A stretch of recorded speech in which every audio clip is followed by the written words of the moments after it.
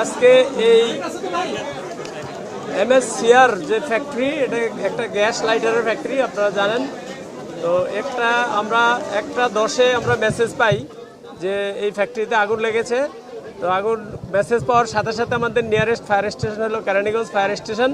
সেই স্টেশনে আসে এবং এসে কাজ শুরু করে। আগুনের ভয়াবহতা দেখে এই ফায়ার স্টেশন আরও সাহায্য চায় আমাদের কন্ট্রোল রুমের মাধ্যমে। সাহায্যের প্রেক্ষিতে আমাদের সদরঘাট ফায়ার স্টেশন থেকে 2টি ইউনিট এবং তেজগাঁ আমাদের পোস্তগোলা ফায়ার স্টেশন থেকে আরও 2টি ইউনিট আসে।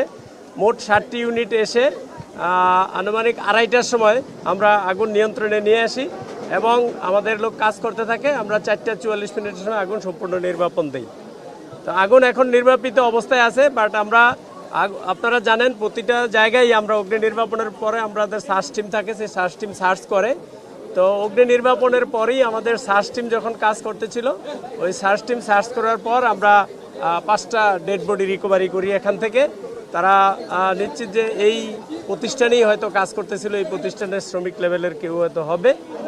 আর এখনও পর্যন্ত আমাদের সার্চ টিম ভিতরে কাজ করতেছে। আরও কোনো ডেড বডির সন্ধান পাওয়া এখনও যায় নাই। যদি পাওয়া যায় আমাদের সার্চ টিম কাজ করতেছে, কাজ করলে তারপরে আমরা বোঝা যাবে যে আসলে কোনো ডেড বডি আছে কিনা। অগ্নিকাণ্ডের কারণ কি মনে করছেন? আর অগ্নিকাণ্ডের কারণ যেহেতু এখানে গ্যাস লাইটার, আপনারা জানেন গ্যাসের বিষয়টা, তো আমরা এখনও অগ্নিকাণ্ডের কারণ নিশ্চিত বলতে পারবো না, কারণ এই ফ্যাক্টরি বা এই প্রতিষ্ঠানের কোনো প্রতিনিধি বা কোনো লোককে আমরা এখনও পর্যন্ত পাইনি। তো সুতরাং আমরা সে কারণে আমরা বলতে পারতেছি না যে এখনই যে কি কারণে আগুনটা লেগেছে। আমরা এখনও সার্চ করতেছি, আমাদের কার্যক্রম এখনও চলমান। আমাদের এই সার্চের কাজ যখন শেষ হবে, এরপর আমরা অগ্নিকাণ্ডের কারণ বা ক্ষয়ক্ষতির পরিমাণ এগুলোর দিক নিয়ে আমরা কাজ করব। এই কারখানাটি থেকে ফায়ার সার্ভিসের কোনো অনুমোদন ছিল? আপনি বললেন এই গ্যাস লাইটার দাহ জাতীয় 1 বছর আগেও তো এখানে ঘটনা ঘটেছে। এই ফ্যাক্টরিতে অবশ্য কোনো ঘটনা ঘটে নাই, অন্য জায়গায় ঘটেছে, এর পার্শ্ববর্তী ঘটেছে। তো আমরা যতটুকু জেনেছি এখানে অগ্নি নির্বাপনের কিছু ব্যবস্থা, সামান্য কিছু ব্যবস্থা ছিল, হয়তো ফায়ার এক্সটিংগুইশার, ফায়ার বল এই জাতীয় কিছু, কিন্তু এটার ঝুঁকি অনুযায়ী যেরকম ব্যবস্থা থাকার কথা এরকম অগ্নি নির্বাপন ব্যবস্থা এখানে ছিল না। আচ্ছা, যারা এই যে মরদেহ উদ্ধার করা হলো 5টি, তাদের শনাক্ত করা গেছে কিনা? শনাক্ত না করা হয়ে গেলে তাদের ডিএনএ নমুনা সংগ্রহ করা হবে কিনা? আপনারা জানেন আমরা রেস্কিউ করে থাকি, ফায়ার সার্ভিস সিভিল ডিফেন্সের পক্ষ থেকে অগ্নি নির্বাপন করি, রেস্কিউ করি। আমরা যখনই কোনো ডেড বডি রিকভারি বা রেস্কিউ করে আমাদের কাজ হলো পুলিশের কাছে হস্তান্তর করা। তো আমরা সেটা পুলিশের কাছে হস্তান্তর করেছি। পরবর্তী যে প্রক্রিয়া সেটা পুলিশি প্রক্রিয়া, পুলিশ যা যা প্রক্রিয়া আছে নিয়ম অনুযায়ী সেই প্রক্রিয়া অনুযায়ী ব্যবস্থা গ্রহণ করবে। ভিতরে কি আর কোনো মরদেহ পাওয়ার এরকম কোনো চান্স এখন নাই এখনো পর্যন্ত। আমরা মিসিং এর কেউ আমাদের কাছে কোনো দাবি করে নাই, তারপরেও আমরা আমাদের যে কাজটা সেটা আমরা করতেছি, আমরা সার্চ করতেছি। না, এরকম এখন ডেড বডি আসলে যখন পুরো বডি যখন পুড়ে যায় তখন আসলে বডি চিহ্নিত করা খুব কঠিন, এটা কি শিশু না প্রাপ্তবয়স্ক। আগুনে পুড়ে বডি একদম ছোট হয়ে যায়।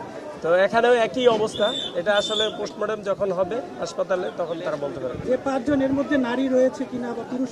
এর মধ্যে নারী আছে, মহিলা আছে, তো এটা বলা মুশকিল আসলে। এখানে নারী পুরুষ সবাই মিলেই কাজ করতো, তো থাকতে পারে।